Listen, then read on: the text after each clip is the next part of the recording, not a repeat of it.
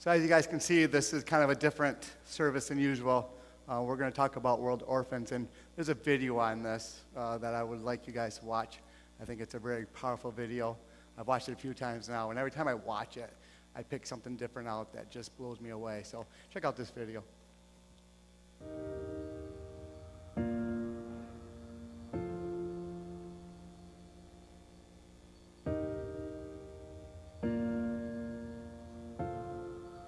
Today, on our planet, there are 140 million orphans. 140 million. 140 million little lives. Many are left vulnerable to exploitation, trafficking, living on the street or in an orphanage. Studies show that 80% of children who live in an orphanage have at least one living parent, but because of abuse, neglect, and extreme poverty, they are abandoned. The model of God's kingdom, the way He desired the world to flourish, centered around family. Psalm 68:6 says God places the lonely in family. This was His system of protection, provision, and purpose. Throughout the entire Bible, we hear God's compassionate heartbeat for the orphan, the widow, the poor, the outcast, the most vulnerable in society. Their welfare has always mattered to Him, and it still matters. What if we've got our focus wrong?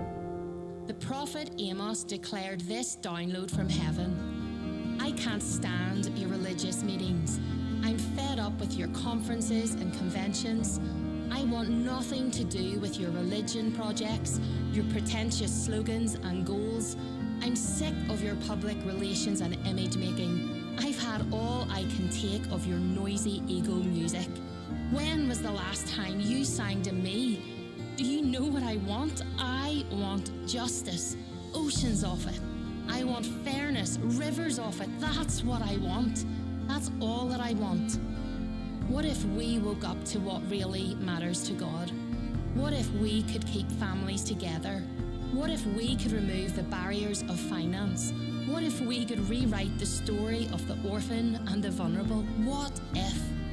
James says this: true spirituality that is pure in the eyes of our Father God is to make a difference in the lives of the orphans and widows in their troubles, and to refuse to be corrupted by the world's values. Our walk needs to match our talk. The church, the family of God, we are His hands, His feet, His representatives here on earth.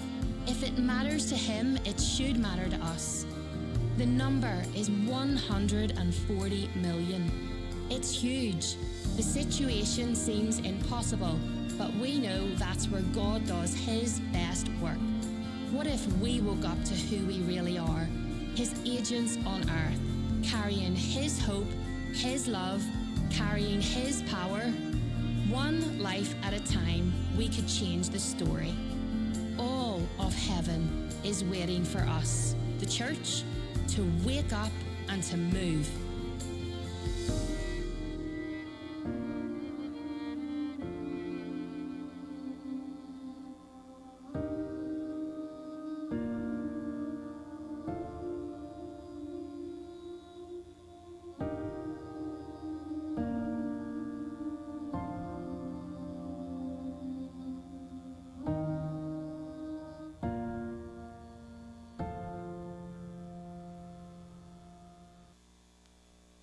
So what if?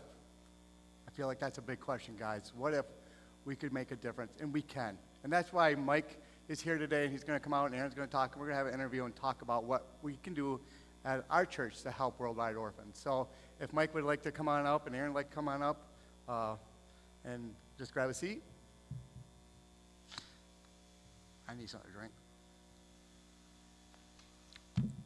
For those of you who maybe don't know Mike lives in the McBain area, just down the road from here, honestly.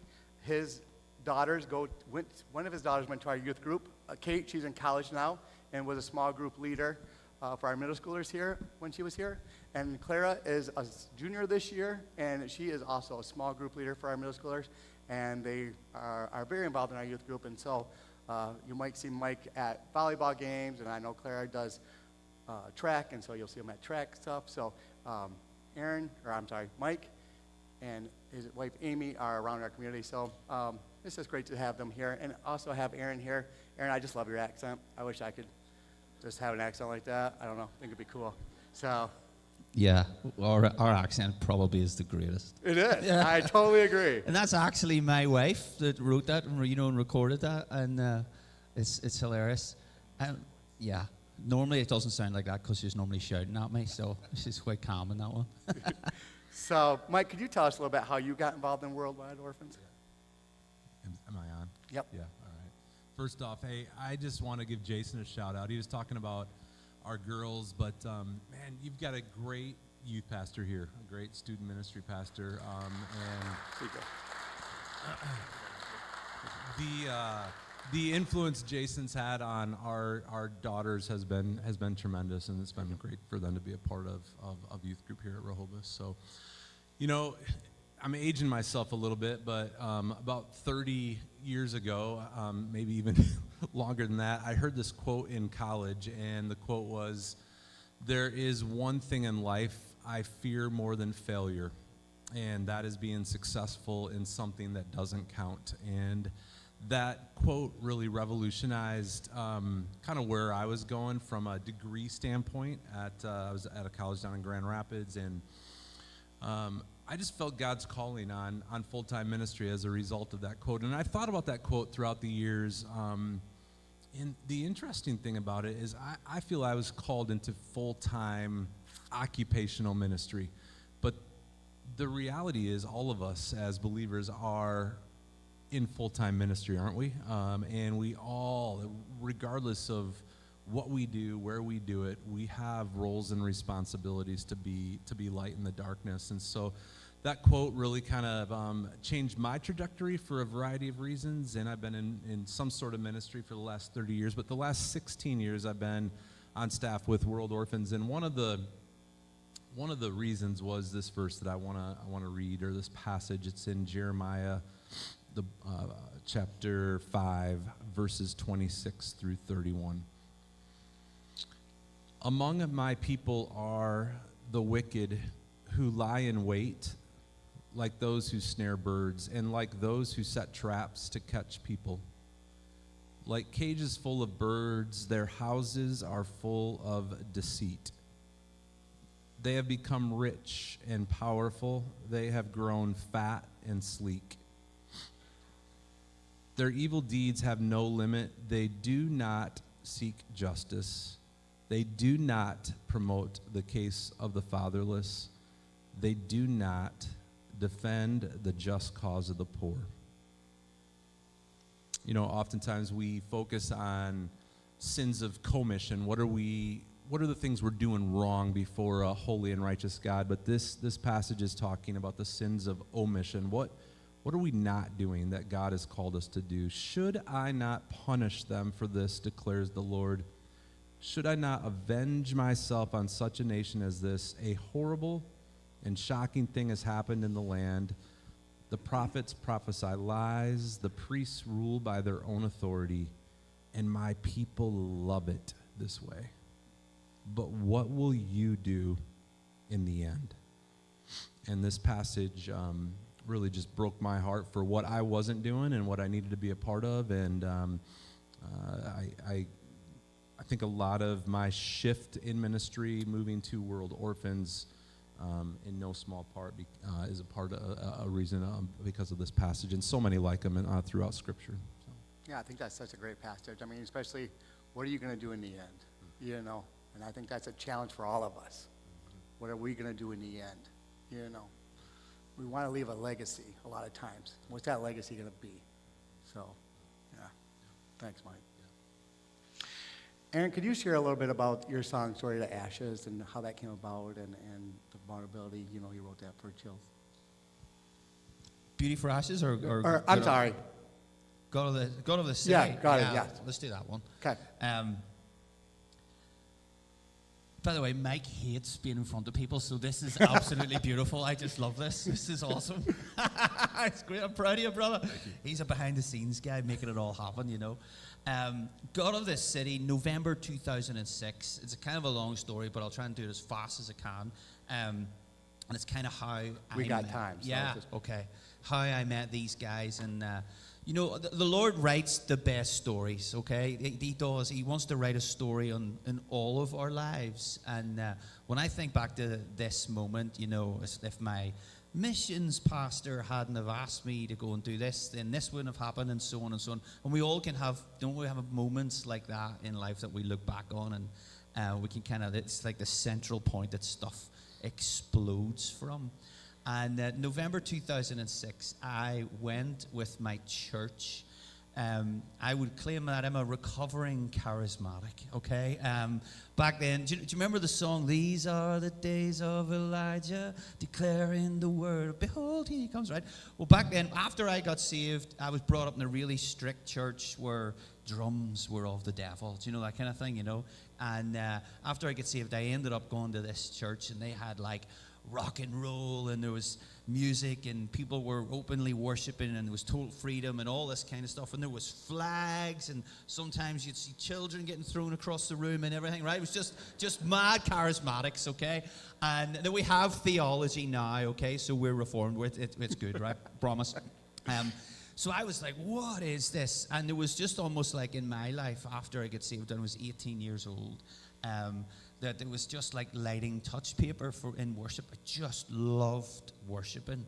And anytime there was anything going on, I'd just be there, just front and center, just trying to tell the Lord how great He is in as many different ways as possible. It was always musical, and I ended up then just naturally just leading worship in home groups and kind of like my young adults and that stuff. And then they then let me on a Sunday morning, and that was really the start of it, okay? So this, being a full-time worship leader, and that it doesn't exist back home. You're just part of your church, you serve, that's it, okay?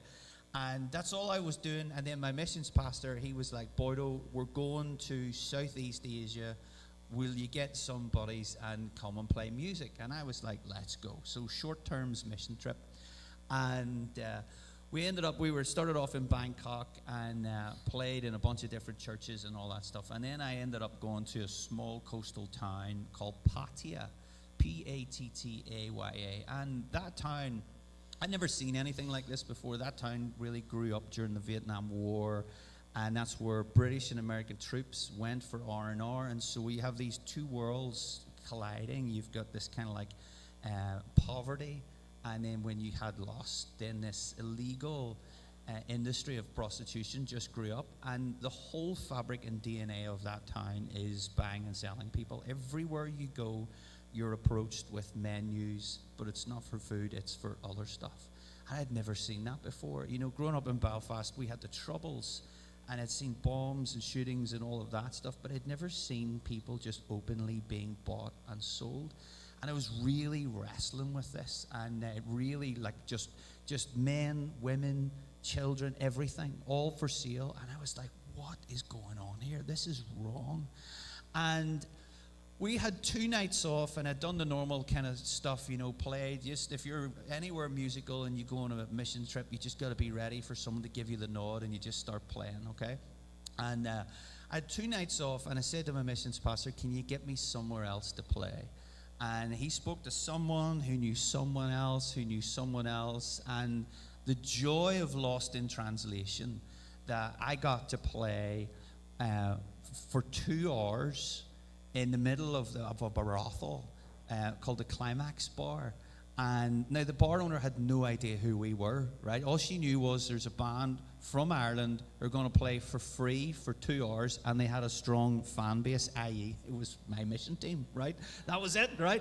Full raving charismatics, and we were in there for 2 hours. Now back then, I only knew about 4 songs, but I could make 4 songs last for 2 hours. We've all been in those services, haven't we? Yeah? Like, as the deer pants for the water, 30 minutes later, it's still panting for the water. Do you know what I'm saying, right?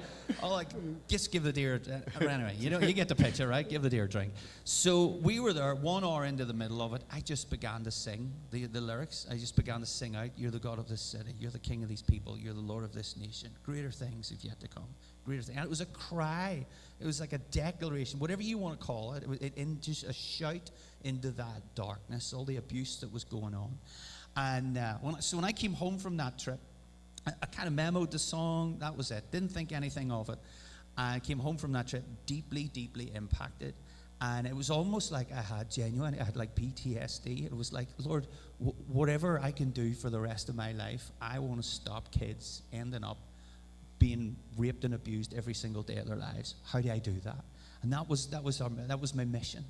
And very quickly, this idea of worship and justice was just deeply, deeply saturated in my life.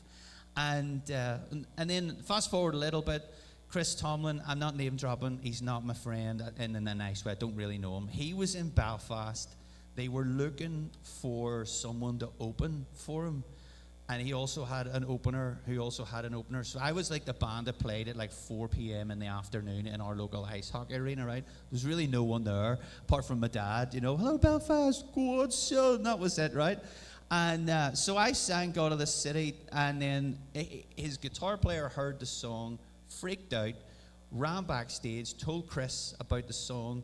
Lo and behold, the Lord was doing something in their world with the Passion Network thing and Louis Giglio and all those guys. I promise I'm not name dropping.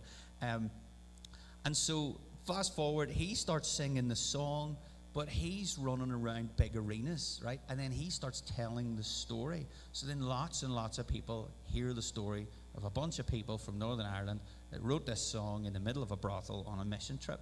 Meanwhile, I'm a window cleaner, washing windows, running around Belfast, and then I start getting emails from people. Would you come over and lead worship here? Do this, do this, do this. And all with the promise of free food.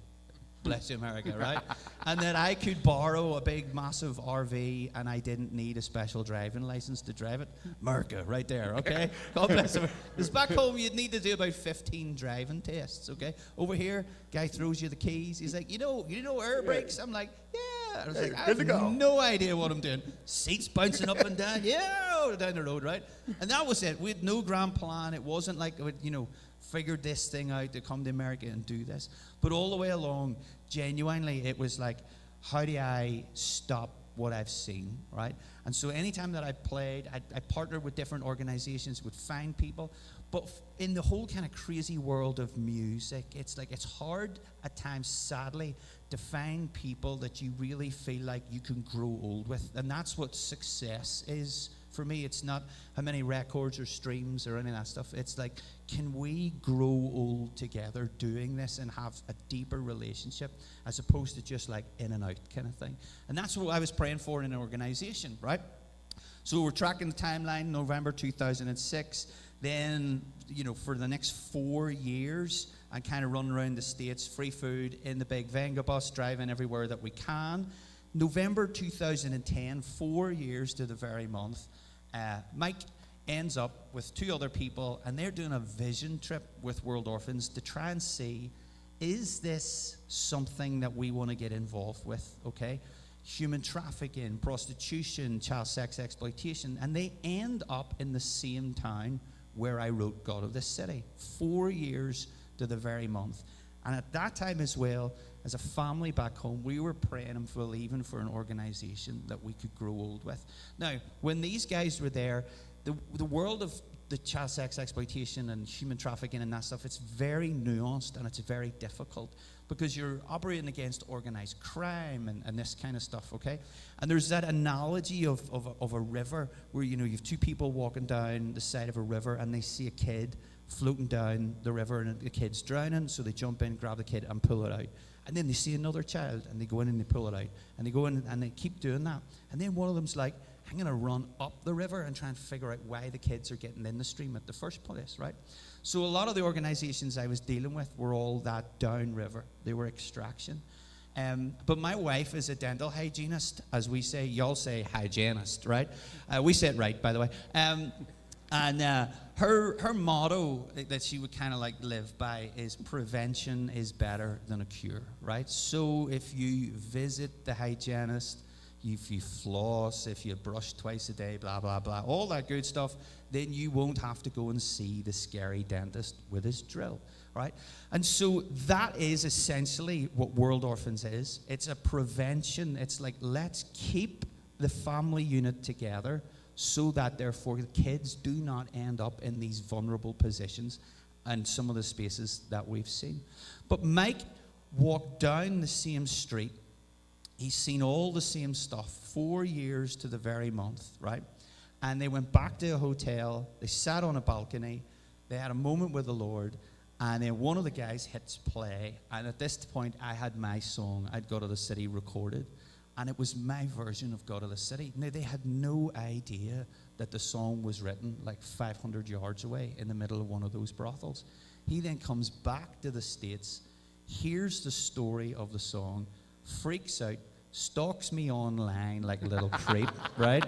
I can see that. We've still got a restraining order. It's still, okay? And he finds out who I was and the story. He's like, oh my goodness. And then it just so happened that I was going to be playing at the Big Ticket Festival up in Gaylord. So we, again, promise of free food, loved it. We turned up there. I'm praying for an organization that we can grow old with. Mike runs over, tells me the story, and we had a couple more meetings after that. And it was Colorado. It was my first ever time in a Panera Bread, all right? Again, God bless America. The soup in the bowls that are made of bread, and you just eat the, unreal. Anyway, he was like, how do we do this? And I was like, I love playing music. I love telling stories. I love all of this. I feel like the Lord's brought us together. I will just share what the Lord is doing all across the world, and then we will invite people to jump in and raise as much finance as we can and help keep families together so the kids aren't bought and sold. And this is our 12th year of doing it. So it's like, I feel like we're just, no plan B. We just keep going. We have literally grown old together. Yeah, I know. I used to look young. No, but that's it. Thank you for listening. It's really important because it's not like, this is like I'm just kind of in or whatever. It's like I'm part of the World Orphans family. I'm not on staff. I just love, our family loves what they do, and we've thrown our lives in the get behind these guys and trying to see what we can all do together. As an aside, and then I'll stop talking. When we first recorded that video a whole bunch of years ago, the number was 153 million. So it's changing, it's shifting. One life at a time, we're genuinely making a difference. I'm not claiming that's all on us. But people are understanding that poverty is the main issue. Let's keep families together. Let's build in dignity and purpose. Let's give people hope for the future. Let's give them the ability to work and create and do all the things that we want to do. And the number's coming down. It's coming down. It's now 140 million. God's so good. He's so good. Amen. Mike, or Aaron, I think you said it right on. I mean, I appreciate your story and for sharing that. But you said something there, I don't even think you knew it, but you said that God brought you guys together. And I think that it's amazing how God does that. How God brings people together, times together, just perfectly. And being there at the same, he was in the same spot Mike was as you were years later, and just how that all worked out. I mean, that's all God's timing. Yeah. So that's amazing. So thank you for sharing that. That is so awesome. Is there anything else you guys could share about your mission or your vision with World Orphans? Mike, anything you want to share on that at all? Or I just add that we are all about empowering the church to do the work, and so we don't have orphanages. We have churches that we partner with, and these churches are the hands and feet on the ground that are really finding the families that are about ready to give up a kid to an orphanage. And as a result of those connections, we're able to preserve families. And we really work through the local church to facilitate holistic care. So we're talking about food, education, medical care, trauma counseling. And one of the big things that we've started to facilitate in the last 6-7 years is economic empowerment. And we're helping widows basically who have had nothing in the past, not even the dignity of having a job, right? We're helping empower them with microloans in an effort to keep their kids and families. So they're working really hard to make this happen. They're creative in the jobs that they're selecting, and they're starting these little small businesses. I literally just got back from Ethiopia a week ago and just heard story after story after story of lives changed as a result of the economic empowerment program through the local church. And Aaron and I will actually be going back to, we'll be in Ethiopia and South Africa in January. Be praying for us as we go on that trip, but we'll be able to do the same thing and just encouraging the women there, being a part of seeing what our staff are doing and the churches on the ground. So Awesome. Aaron, anything you'd like to add to that? Or Yeah, I've been to Ethiopia, South Africa before. I've been to Guatemala, and I've been to Haiti. And one of the stories actually that came out of, I wasn't on, it was actually my wife was in Guatemala, and she had finished, she's teaches and preaches, and she was preaching in a church, and afterwards they'd sorted out, someone from the States here had donated money and was like, do a big feed, a big lunch. And so they had a huge lunch afterwards, and they're all sitting in the room, and they see a mum and a little boy in the corner, and the little boy is just absolutely weeping. He's in floods of tears, and Jill, my wife, she goes over and she asks the mum, "Is he okay? Is there something going on?" And there's an interpreter, and the mum says, "Yes, these actually aren't sad tears; they're tears of joy."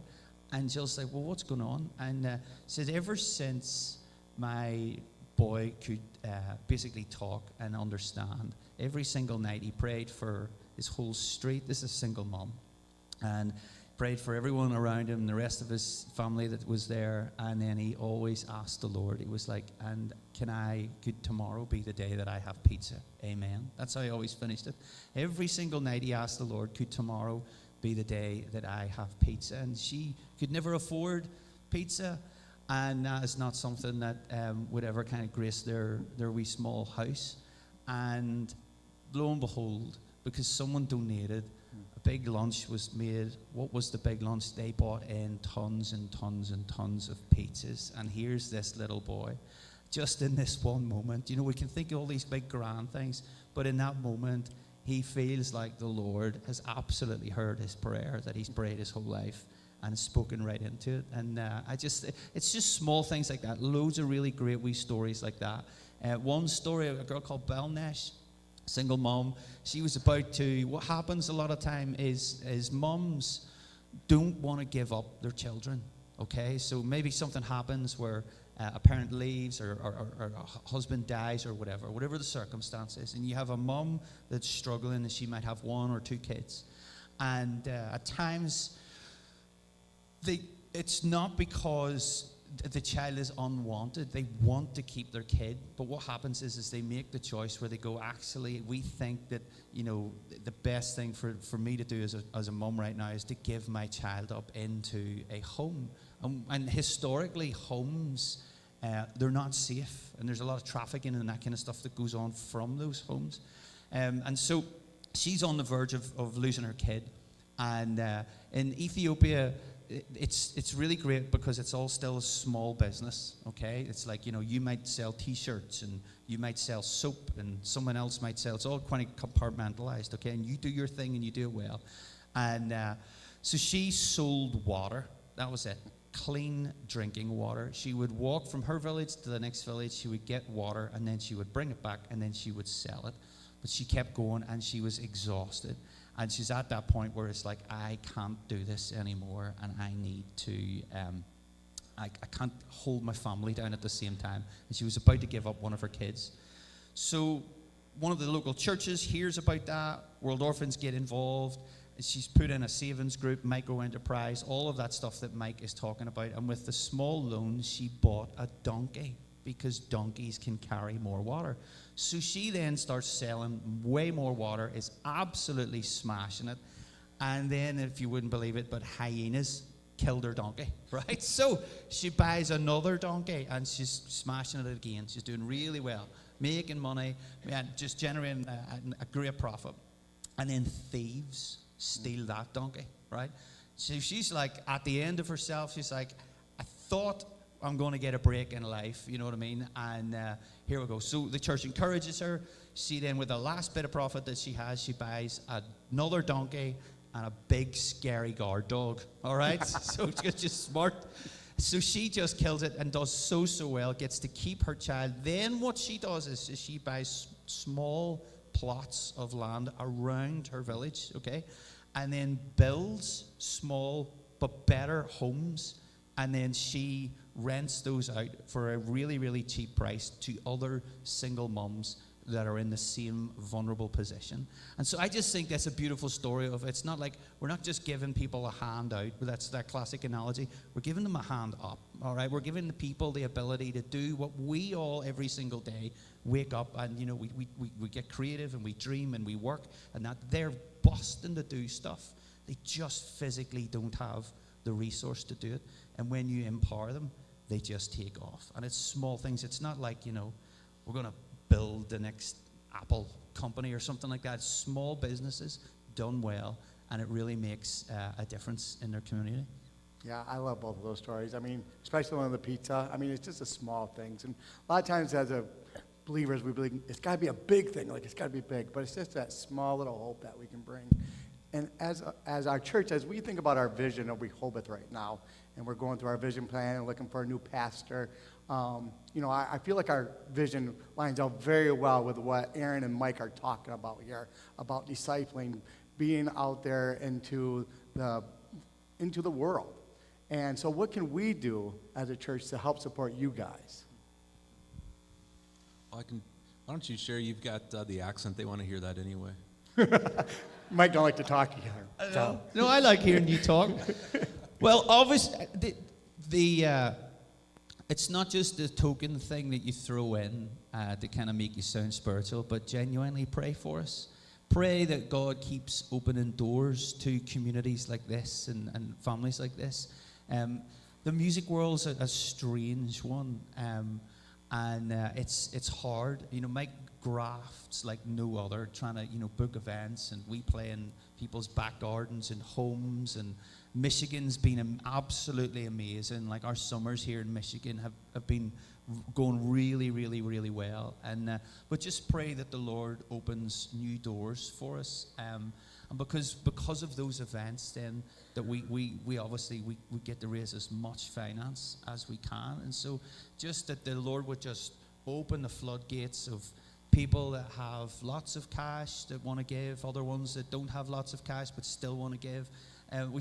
We won't. When the Lord gets your heart, He doesn't want your wallet. He wants your heart, because when He gets your heart, He has all of you, and that's what that's kind of, you know, that's what we really believe. And these guys, they all raise their own support and that kind of stuff, you know. So the money that we raise, so Mike's essentially like a missionary, all right. So when we raise finance, it doesn't go to pay him. He goes to his friends and family, and they support him in what he's doing. And so things, you know, it's like World Orphans, they're like audited twice a year. They're 4-star charity navigator. 87.5% of everything that's raised lands where it's meant to land. Now, if you know anything about the nonprofit world, that is absolutely phenomenal. Like, those numbers are unbelievable.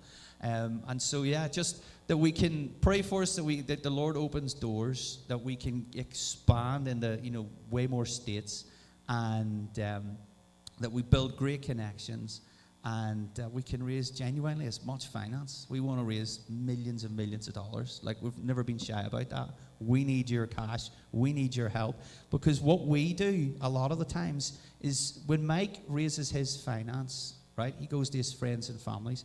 We have people as well. We have in-country staff that work for World Orphans. They're employed by World Orphans.